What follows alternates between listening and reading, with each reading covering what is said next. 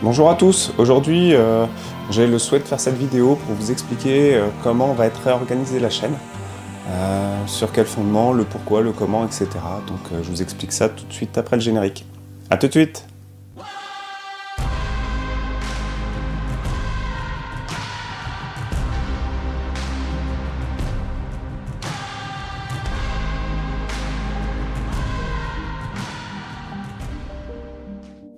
L'idée de la réorganisation de la chaîne, c'est tout simplement, maintenant ça va faire 1 an et demi qu'on a commencé cette chaîne.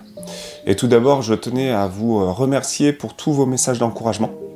Et aussi tous vos messages, et surtout je dirais vos messages qui nous ont permis de pouvoir être améliorer nos contenus et nous poser des questions aussi. Et dans ce désir de proposer un contenu vidéo qui soit le plus pertinent possible et le plus adapté aux demandes d'aujourd'hui, on se rend compte qu'au travers de la méthodologie et notamment comment j'ai amené les vidéos sur la pratique montée, il manque un fil conducteur, il manque aussi de séquences bien organisées les unes derrière les autres. Il y a des petits manquements comme cela et on s'améliore en prenant du recul et en regardant les choses et puis au travers de l'expérience. Et donc j'ai eu aussi l'occasion, enfin Alice m'a offert un livre d'Étienne Bedan, un grand écuyer donc de la fin du 19e et du début du 20e siècle, dont clairement je suis resté bouche bée devant ce qu'il exprime.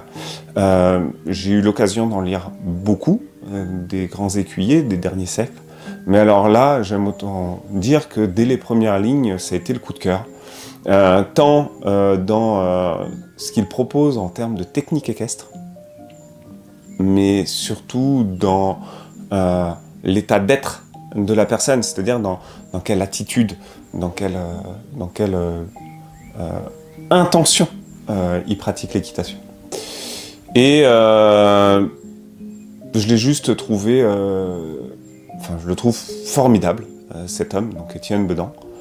Et alors au travers de son parcours, hein, il a un parcours qui est quand même pas typique, donc c'est un militaire qui a fait ses preuves notamment en travaillant des chevaux que plus personne ne voulait parce qu'ils étaient réputés immontables, ou encore ils avaient des tares, ou ils avaient une psychologie qui était pour X ou Y raison très compliquée, et dont il en a fait des chevaux d'exception derrière, qui étaient capables de faire à peu près tout le registre de la haute école, voire bien plus dans certaines circonstances où il faisait juste des choses extraordinaires et avec une complicité, une simplicité et une relation des plus étonnantes. Il a même été nommé le cavalier mirobolant, notamment par De Carpentry, me semble-t-il.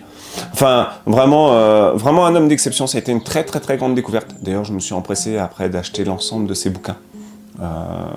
Voilà, donc il a une méthodologie où il a cherché à simplifier au maximum l'équitation, d'un point de vue technique, voilà, pour laisser la place le plus possible au tact, à la relation, au ressenti entre le cavalier et le cheval.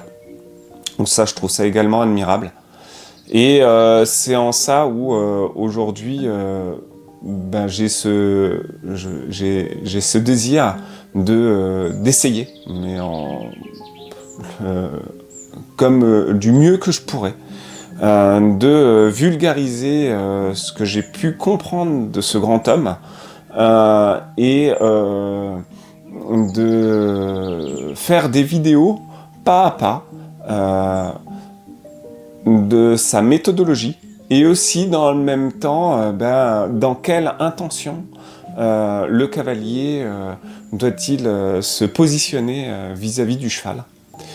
Donc c'est un défi qui vraiment m'enthousiasme et qui, j'en suis sûr, permettra d'avoir une lecture beaucoup plus simple est beaucoup mieux comprise de votre part, parce qu'elle aura sur l'ensemble des vidéos en filigrane cette intention, cette relation qui doit être portée au cheval durant tout son dressage. Voilà. Sachant que quand je parle de dressage, c'est aussi bien pour avoir un cheval de dressage, alors pour de la haute école, mais aussi pour avoir un super cheval d'extérieur, mais aussi pour avoir un bon cheval d'obstacle. Enfin, je veux dire, ça s'adapte aux différents registres de l'équitation. Et je vais commencer l'aventure dès la semaine, dès les prochaines semaines qui viennent.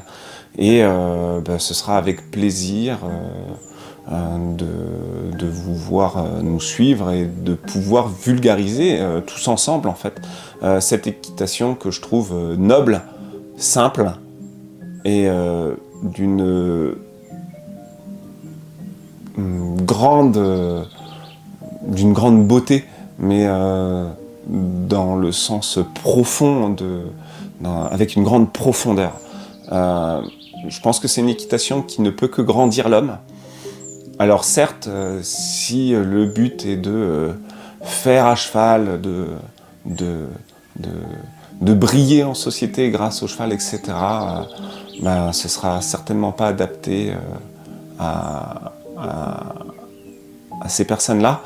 Là, je m'adresse davantage à des personnes qui ont vraiment ce souhait, ce désir profond de cheminer sur eux-mêmes, mais en même temps de chercher à nouer, à créer quelque chose de très puissant, de très subtil. Voilà, je pense que le mot subtil est beaucoup plus adapté, de très subtil avec son cheval. Et donc, c'est parti. Je vous souhaite à tous et à toutes une excellente journée et puis à bientôt pour cette nouvelle aventure. Nous sommes heureux de vous accueillir dans notre écurie en Suisse normande. En vous inscrivant à notre newsletter, vous serez tenu informé des dates de stage et masterclass animées par Alice et Antoine Castillon, ainsi que des intervenants de renom, sur des thématiques telles que le travail à pied, avoir un cheval serein en extérieur, le dressage classique, l'éducation du jeune cheval et bien d'autres encore. À très vite! Vous trouverez le lien pour vous inscrire à la newsletter dans la description.